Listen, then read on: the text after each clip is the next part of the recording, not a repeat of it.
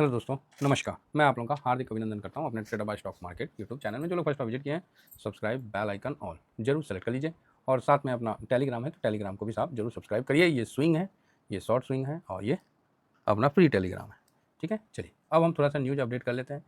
एक बार थोड़ा सा देख लेते हैं कि क्या चल रहा है, नहीं चल रहा है। उसके बाद तो देखिए, अभी ईरान और इजराइल में थोड़ा सा युद्ध, मतलब थोड़ा सा वही हुआ है कि उसका वो कोई डिफेंस पे टारगेट कर रहा है, कोई उसका कहीं टारगेट कर रहा है। तो अरे भाई, बम मारेगा तो कहीं ना कहीं तो टारगेट करवे ना करेगा। ऐसा तो नहीं है कि हवा में बम मार के छोड़ देगा। तो स्वाभाविक है कि कोई रेडियो स्टेशन उड़ाएगा तो कोई फलाना स्टेशन उड़ाएगा। यही सब चल रहा है और क्या। मार्केट इस चीज़ को देख रहा है, ईरान इजराइल वार। हाँ, मतलब high level air defence in Tehran, मतलब वो सब चल रहा है। ठीक है, अब देखिए मार्केट, ये युद्ध चल रहा है, रसिया में भी युद्ध चल रहा था, फलाना चल रहा, उससे हो गया। अगर ये युद्ध कोई बड़े लेवल में नहीं जाता है, या परमाणु या रासायनिक हथियार की तरफ अगर नहीं जाता है, तब तो हो गया, मेरा मानना है। और जो कि हो ही गया है ना। अब देखना है कि कब तक शांति होता है। तो उससे पहले ना पोजीशन बनाना पड़ेगा। शांति हो जाने के बाद तब पोजीशन निकल जाएगा। G7 ड्रामा, अरे why Trump does not entertain to sign joint statement on Iran, there no reason. कौन रीजन पूछेगा? ट्रम्प से क्या पूछी? तो ट्रम्प साहब तो साइन तो नहीं करेंगे संयुक्त बयान पर, हस्ताक्षर नहीं किए। संयुक्त बयान यही है कि भैया अपना अपना मिडिल ईस्ट में जो है लड़ाई वड़ाई रुका जाए, अपना अपना। उसमें ट्रम्प साहब तो नहीं कर, ट्रम्प साहब तो चाहते हैं कि लड़ाई हो, तभी ना उसका हथियार बिकेगा। अब उन्होंने इसराइल पे भी, इसराइल और ईरान संघर्ष में कमी लाने की आग्रह किया। मतलब नेताओं ने उनसे आग्रह किया था कि ट्रम्प साहब, तो ट्रम्प साहब ने कोई हस्ताक्षर उनका नहीं किया। बोला ना ना ना, हम नहीं करेंगे।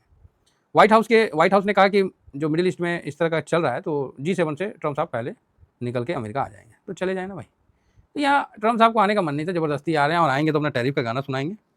साथ में इसराइल का उनको सपोर्ट देना ही पड़ेगा, क्योंकि ईरान तो अभी एक्चुअली दिए नहीं तो अभी तक तो सब इसराइल को बचाने के लिए सब आ जाता था। अमेरिका हो गया, ब्रिटेन हो, यूके हो गया, सब आ जाता था। अभी कोई नहीं आया है, इस बार थोड़ा स्लो आया है, अब आ रहे हैं। इसका खमियाजा इसराइल भुगत भी रहा है। तो इसीलिए हमेशा अपने को सक्षम बना के रखना चाहिए। हालांकि इतना छोटा देश है, फुल सक्षम है। सारे मुस्लिम कंट्री को नाक में दम रखा है। अगर किसी भी वहाँ पर मुस्लिम कंट्री के पास अगर परमाणु बम आ जाए ना, सबका यही उद्देश्य रहेगा कि इसराइल को फूंक दो। इसीलिए इसराइल ने सब जगह अपना जो भी उच्च आयोग नहीं होता है, फॉरेन सी ऑफिस, सब बंद करवा दिया। बोलो बंद करो यार, कोई पता नहीं कोई हमारे नागरिक को मतलब नुकसान पहुंचा दे। और बोला कि एकदम अपना अपना सब, कोई इजरायली झंडा झंडा कहीं मत लगाओ, है ना। आराम से भीड़ के मोह में भीड़ बन के रहो। तो उनको इस प्रकार की ट्रेनिंग दी जाती है। अच्छा है, क्योंकि जिंदा रहेंगे तो ही कुछ कर पाएंगे, मर जाएंगे तो कुछ चीज़ करेंगे।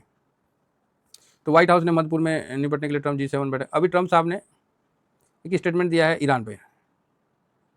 और मतलब उनका स्टेटमेंट क्या होता है, उनका धमकी होता है कि ईरान इसराइल के साथ युद्ध को कम करने के बारे में बात करना चाहता है ट्रम्प।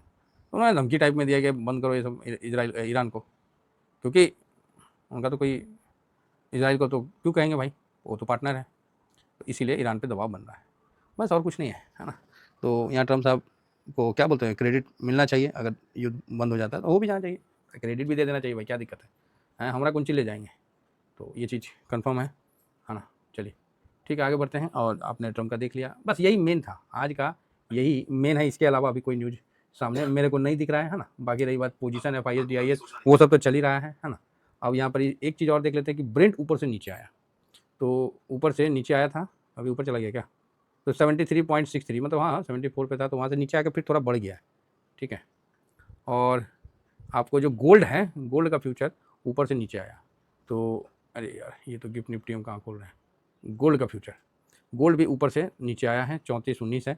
तो ठीक है, अगर आज का मतलब आज का जो होगा ना, क्या बोलते हैं, सेशन, अगर पकाऊ सेशन होता है तो प्लीज़ कोई भी हरकत नहीं करिए। ठीक है, तो हो सकता है कि आज का सेशन थोड़ा सा साइडवेज टाइप में हो, ऐसा मेरे को दिख रहा है, क्योंकि गोल्ड में दबाव नहीं है, हल्का सा उदासपनी है। उधर तेल भी उसी तरह है। तो अगर ईरान पे दबाव बन जाता है तो फिर तेल आपको डाउन होगा। ठीक है, तो वही सब चल रहा है। तो इसीलिए इस जगह कोई ज़्यादा अभी वो व्यू नहीं लाना है। बाकी इन सब के बीच भारत बहुत स्ट्रांग है, और फेड का भी मीटिंग वहाँ स्टार्ट हो गया है 2 दिन का।